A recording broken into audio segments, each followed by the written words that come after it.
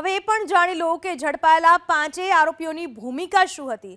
સૌથી પહેલા વાત કરીએ મોટા ડાઘિયાઓની। ચિરાગ રાજપૂત જે ખ્યાતિ હોસ્પિટલના ડાયરેક્ટર અને બ્રાન્ડિંગ માર્કેટિંગ કરતો હતો। ચિરાગ રાજપૂતનો મહિને 7 લાખનો પગાર હતો। 7 લાખ રૂપિયા ચિરાગ રાજપૂત લેતો હતો અને જરૂરિયાત ન હોવા છતાં પણ દર્દીઓને સ્ટેન્ટ મૂકવાનું દબાણ કરતો હતો ચિરાગ રાજપૂત। તો તબીબોને પણ ચિરાગ રાજપૂતની સૂચના મુજબ જ કામ કરવું પડતું હતું અને એ પ્રમાણેનું દબાણ હતું। કેથ લેબમાં દર્દીને સ્ટેન્ટ મૂકવાની પ્રક્રિયા સમયે ચિરાગ રાજપૂત હાજર રહેતો હતો।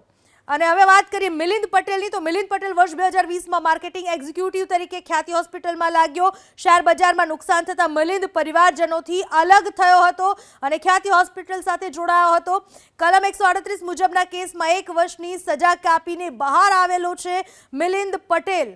તો ચિરાગ રાજપૂત સાથે ફરી ખ્યાતિ હોસ્પિટલમાં મિલિંદ પટેલ જોડાયો અને આ કાળી કરતૂતની શરૂઆત કરી। વાત કરીએ હવે રાહુલ જૈનની। રાહુલ ખ્યાતિ હોસ્પિટલના CEO તરીકે કામ કરતો હતો। તો સાથે જ રાહુલ જૈન તમામ નાણાકીય વ્યવહાર, ખરીદી સહિતના ઓડિટ સાથે રહીને કરાવતો હતો।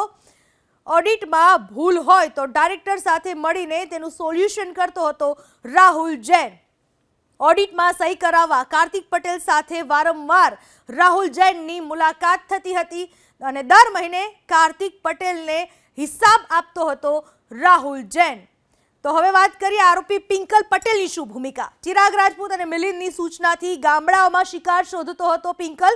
આયુષ્માન કાર્ડ હોય એવા દર્દીઓને જ ટાર્ગેટ કરતો હતો પિંકલ પટેલ, જે ગ્રામજનોને ભોળવીને ખ્યાતિ હોસ્પિટલ સુધી કઈ રીતે લઈ જવા એમાં તેની મદદગારી હતી। હવે વાત પ્રતિક ભટ્ટની। પ્રતિક ભટ્ટ ચિરાગ રાજપૂત અને મિલિંદની સૂચનાથી ગામડાઓમાં જઈને સર્વે કરતો હતો।